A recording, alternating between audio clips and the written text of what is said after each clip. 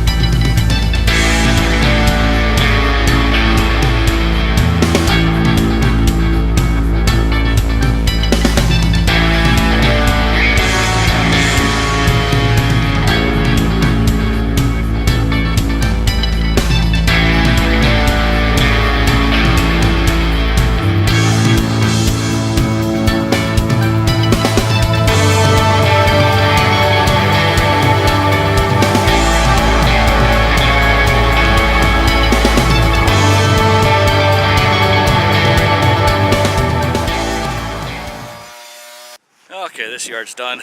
Now that I'm done cutting, I can walk around with the camera and nobody will notice anything. This yard always turns out pretty decent too. Cleans up really, really nice. And I still have a little bit of cedar clippings and pine straw there from this big old white pine here. It drops a lot of needles. So there will be some left, or actually there will be some more in the spring, but we don't worry about that. We pick it all up in the spring when we're all done, when we do the thatching here.